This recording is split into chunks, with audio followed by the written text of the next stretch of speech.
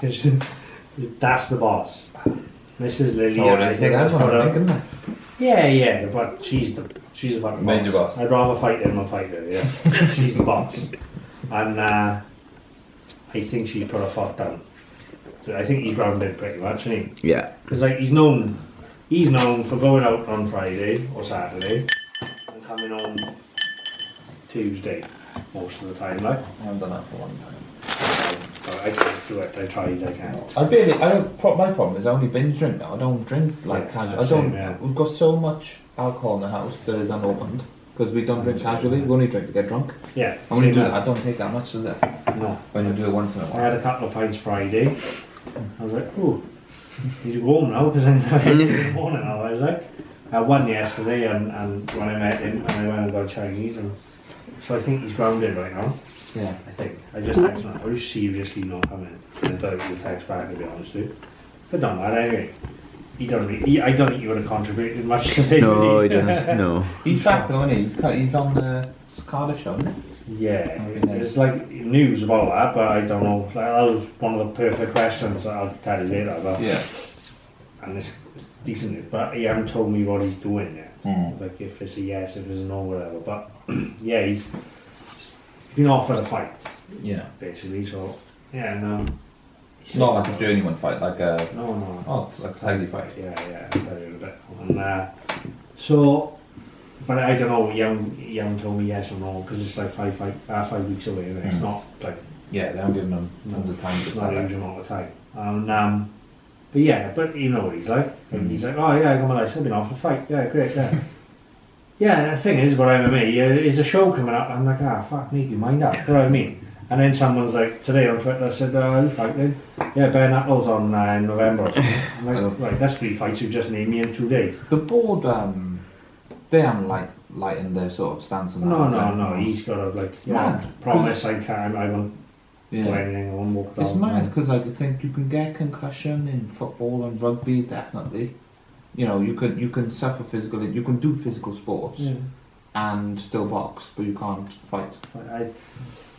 I know they're more dangerous than everything. Yeah, but I can I know the way they sort of look down on MMA. It's like the thuggish sport, like the beautiful art and all that boxing is and this and it, and then you've got MMA. You know, just QCs and great and the good and yeah, and now like they've looked at MMA thuggish, so God knows what they look at BKB as.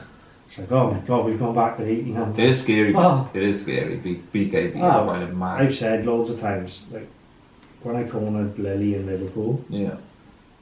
I like it. Who was that? Was that the Olympia? Yeah, the one next to the Echo, the little thing. Oh, right, the little thing. Yeah. No, it's the Echo with the little room in the Echo. Yeah.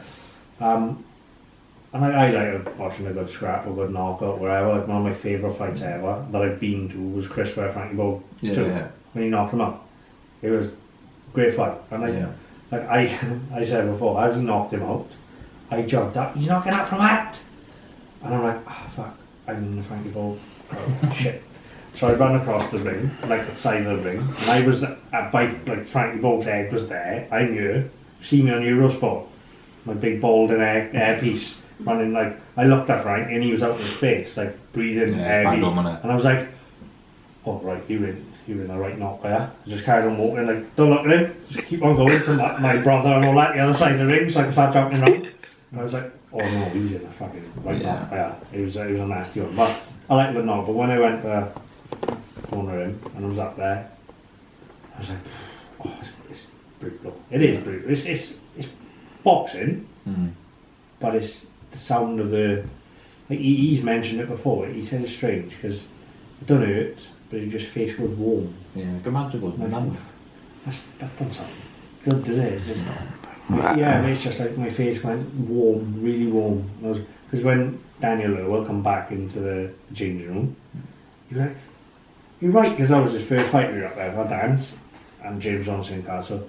He came back, he's like, you're right, man. It's fucking mad, isn't it? Yeah, my face just going all warm, and I was like, oh fuck me, you two are lunatics. Yeah, silly man. Mad man. But probably just fighting opponents, soaking their hands in deep heat or something. Oh yeah. Joe Joyce, innit? Dipping them in petrol. In the hard as stone, like, can't understand, read subtitles we say. But, yeah, but loads happening in Welsh Boxing, probably more than I can remember. I've got a couple written, like I've actually wrote stuff down today, right? Bloody hell. Normally I just come in, see what, I've no done research, anyone done even look at anything, but I've come in with a couple written down because they're the good ones, the big ones, so like I say, loads happening, probably more, you'll probably bring up more, and I've got other questions about, because you are like the knowledge of Welsh boxing. Won't go that far. Don't know, you can, like I've said before, you know that there's a guy from Anismeadew who's had 7 amateur fights just turned pro, who's fighting in Edinburgh. It's like, how do you know? You must troll box rec, like what's happening? Any Welsh guys fighting? Yeah. You know if a guy's got a second cousin's auntie's stepbrother who's Welsh, and there we are, we'll have him. Yeah, I don't know where it even comes from. I think I say it all the time. Boxing is such an accessible sport. It doesn't like I've got friends who play rugby, play football. It's a totally different ball game. In other sports, you know, it's probably because it's a lot more professionally run. Where that entry level to boxing is like you see some of the loons in boxing, and you think, how on earth do they get it? You know, how does someone so loony, for want of a better term, how do they get to a real position of responsibility? And it's just because it's so accessible, because it's so working class, I guess. You know, and there's has there ever been like a proper professionally run organisation in Wales? Apart from like the board, I'm talking like promoters or managers or like a football club. Come and go, don't they? Yeah, like a football club or like a rugby club. Do you know? I don't think there has been. You know, a lot of it relies on face-to-face. You know, interactions, and that's what it is with boxing. World's it's a small country as well, isn't it? And you know, boxing's a niche sport, so I don't think you have to be.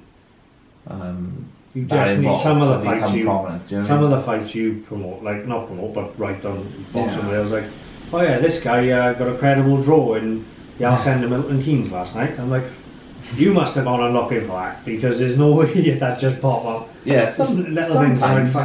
That's what makes you different to the rest. Like I had a pop. Paul Daly's very good, and a couple of others, but that's what separates you from the rest, and there's Gareth as well. Yeah, I just think it's just once you know someone in Welsh boxing, you know 5 people, because you know it's such a small sort of community. So it's just a lot of times it's just luck and just having conversations. But I think what people do, like, well, what I did when I started out, you treat everything like a formal interview, and you find out you get a lot more information just having a chat. You know, when someone will drop something in that they don't think is important, and you're like, oh, you know, something's happening. So yeah, I think just being about talking to people, I think. Takes a lot of, like, I'm not big on like going out with my phone, record. With Jay Harris, Jay, how do you find that sort of stuff? Like this, I'm alright, we'll just have a chat and chat shit, but those sort of things, I remember being in a couple of changing rooms and you just come in, boosh, straight in there, got what you needed, you were there for like 2 minutes, got what you needed, thanks very much, and you back up. Yeah. But that takes a lot of bollocks, because some of them, like, I got a question done, you know, with the relationship with fighters and coaches. I said before, some coaches are super accessible and come in, because you know, they know you're doing them a favour, or they box as a favour, just get them out there. Some, they let you in, but they're not so welcoming, just give you a bit of a frown and go and sit in the corner out the fucking way, and write what you got to write, but take a picture if you got to.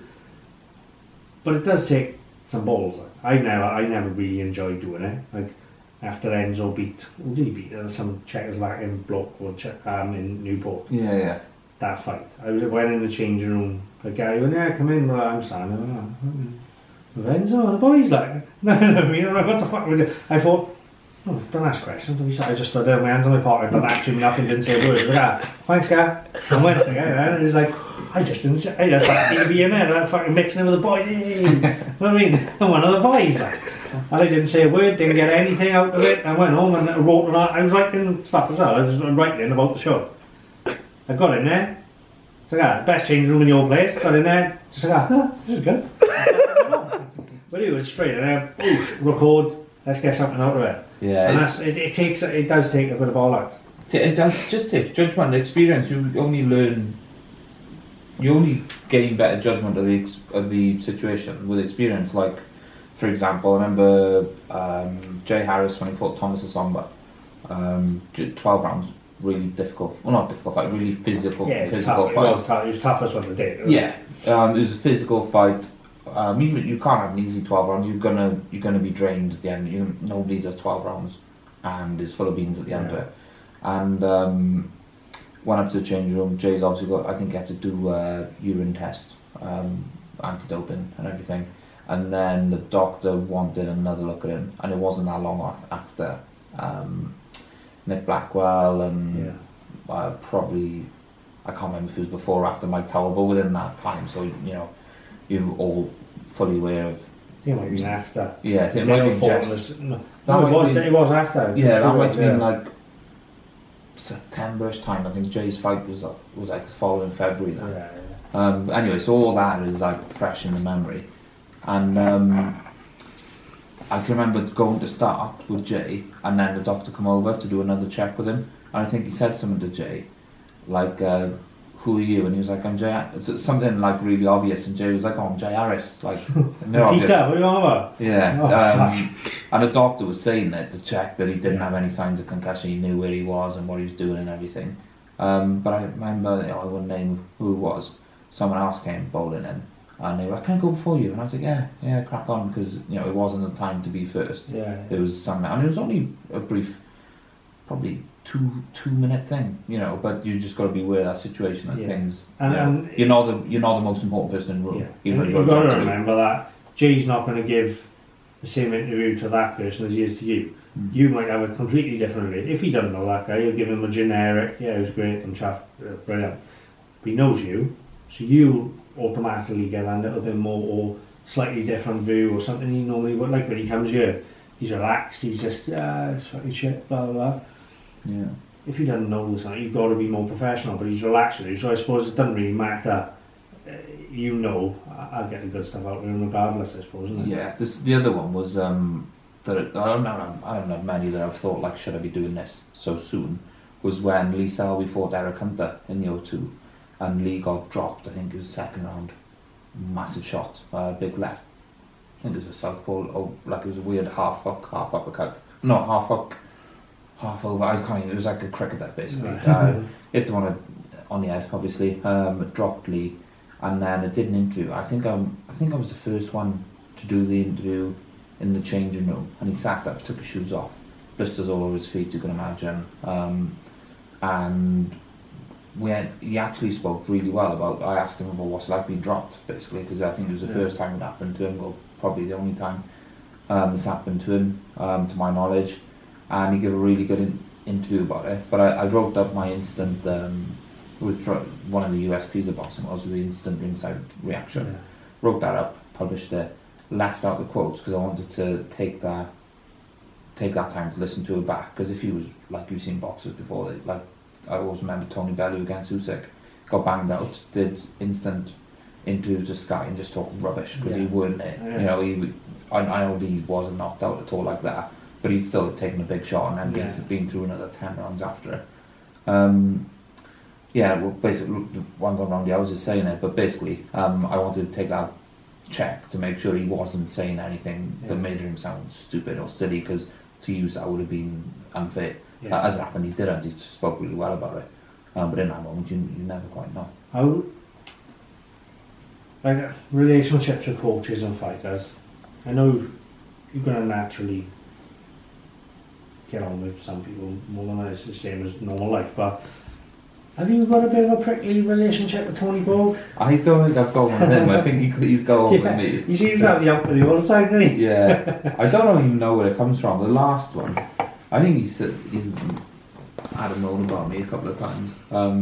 I get over it, I don't think it's personal, it's just, I don't know what it is. Are you more honest than some of the others? Because maybe. I wrote articles and I've been like, I'll be nice because they'll retweet it then, or they'll, you know what I mean? If I'm honest, like, he looked absolute garbage, but he got the points right. I'd like to think, because I've never been in and out of boxing gyms for years, never boxed, never sparred, because I know what would happen. I'd be, on my bum more than I'd be on my feet. But because of that, I'd like to think I'm really fair when it comes to it, because I know they're doing something I couldn't do. But I think some people, like you see some boxers, and this is not about Tony Box, just in general, you see some boxers will beat like a journeyman and talk like they've just beaten like a really, like a contender, and I'm like, when that happens, I can't write in my report, yeah, look world class, or he looked like he could win a British title tomorrow. I'll say it as it is, he beat a journeyman, same thing happened every round, always a step ahead, didn't really learn, I wouldn't say didn't learn anything new, but I say, it was just reinforcement of what we already knew. Which is what you want, really, isn't it? You don't want to, people know if you're talking about that, really. Yeah. So I think I'm really fair, and I know this sounds really stupid, but I really concentrate when I watch fights. Cause I can't stand when you barely read fight reports. You see a load of bloody ringside reporters. Hardly ever see any ringside reports. When you read the ones and they're really bland, and you're like, did you actually watch what happened? And like, unless there's a knockdown or a point off or something obvious that happens, you just read like really generic. Yeah, you get the generic reports. Yeah, and I was like, I could have written that without being there probably. I'm not having a go at anyone. It's just I try to really concentrate and break down to say as much as I can in as few words, because digital attention spans are so short, and basically reflect down on what I do. I just think, like, I've always been that way. I don't think I've been as straight to the point now, in the past, as I am now. But it comes with time, experience. Like, sounds a bit like myself, but I haven't got time to do a fluff piece. I'm at one point it was like a second job. I haven't got time to do that anymore. So what I do, try to make it as good as possible. Which when you're trying to do an article, like there was one year, I think it was 2015, did like 300 stories on the website, and you can't do that every, it's almost one day, isn't it? Yeah, it's not sustainable to do it forever. But they weren't all really insightful pieces. We're on the website this year. What are we, August now? It's probably 30-ish, maybe, stories. But I think they're a lot more insightful than if you tried to blitz it. Yeah, how was you numbers gone? Because last time we came on was almost 2 years ago to the day. It popped up on Facebook. Did yours go on, mine go on? Yeah. Anyway, it was almost 2 years ago to the day, and you was just taking a step back a bit, weren't you? Yeah. I think they're not far off, and because you did come back on the it was the same day, wasn't it? Yeah, same day. Yeah, it was. Yeah, so it is. Yeah, 2 years ago. So what have the numbers been like? Because I was just telling Siôn now, you are like the benchmark of journalism in Welsh boxing. You know what I mean? In terms of viewership and numbers going there and Twitter followers and all this, you're number one by a country mile. So how have your numbers altered from when you cut it back from 300 to like 60? I don't think it's website hits is obviously miles lower. Yeah. At one stage we got like 10,000 unique visitors to the website a month. But now I don't even check, because it's not going to be the same. It's going to be quite low. But social media is fine, because like what I would previously have done a 300-word story on, speaking of both parties that were involved, and now I just send a tweet out, and it does just frustratingly, it does just as well as when you put loads of effort into it and write a story behind it. But like Facebook is nearly 11,000 people, Instagram is about I think it's just over 2,000, and Twitter's nearly 6,000. So that's some big numbers, isn't it? It's going well, and that's built over. The other day, the 14th, what are we today? The 18th. It's almost 7 years to the day since I started it, so it's been built up. It hasn't like rapidly rose, but it's consistently, taken over, and all that's organic as well. I see some like obscure boxing pages sometimes, and again they're all really generic, like Fight Fans UK or whatever, and they're like paid or sponsored advertising on social media. I'm like, why do you bother? Yeah. Like, your content should be enough to draw people to you. You should have it if they want to find it. Yeah, you should have a USP that will grow you. I would never spend on social media advertising, because I don't think it works. We never have for the podcast or anything, because like you say, it's, if you're looking for sponsorship and stuff, then numbers are a big thing. But for us, when we first started, it was like oh, fuck if nobody listens. I listen to podcasts every day. And I was like, I want to do one. And Lily was like, oh, look at him. He's easily led in any form of walk of life, isn't he?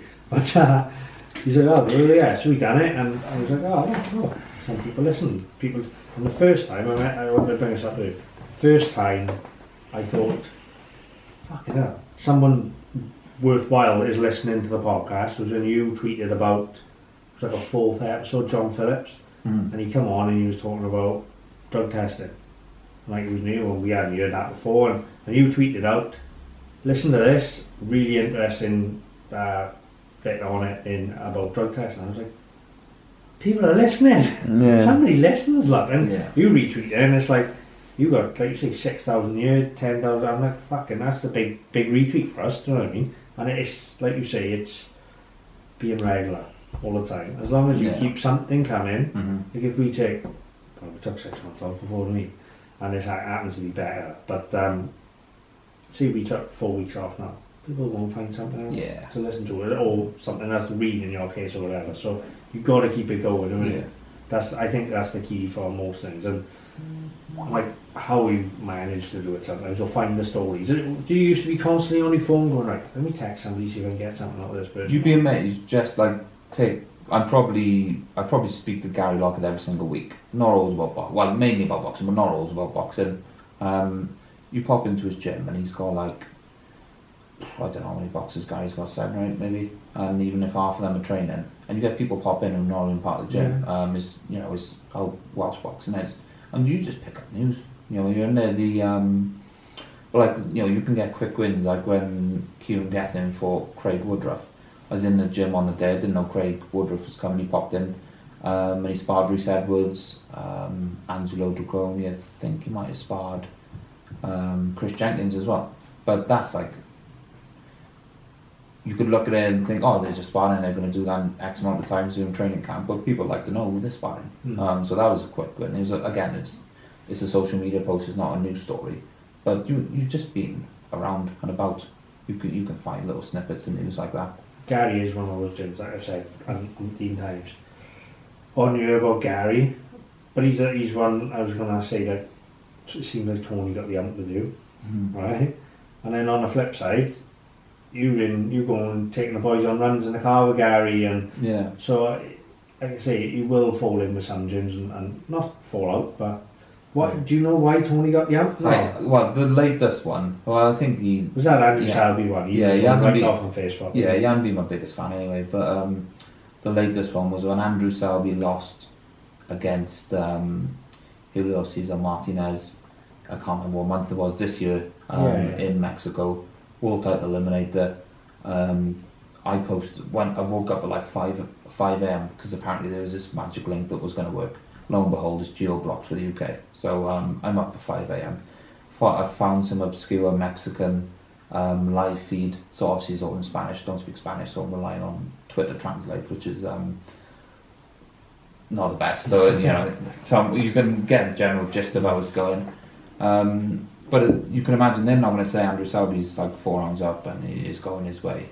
They was making out it was a competitive fight, which I didn't trust. And then I think it was the 5th round they posted that Andrew Selby was knocked out with a body shot, and that's the result. The result, if the referee counts to 10, which he did in this case, the result is a knockout. I didn't have a TV link, so I can't watch the fight. I'm literally posting a result, just like Sheffield United played Crystal Palace earlier. If I don't see the game, I can still repeat the result that it's 1-0 to Sheffield United. For me, my conscience was clear with that. All I posted was Andrew Selby was knocked out in 5 rounds. Yeah, I didn't see any. I didn't say he was. I didn't say he was knocked out unconscious. I didn't say he was knocked out the ring or any embellishment on that. I said the result of the fight, which was Andrew Selby's defeated 5th round stoppage.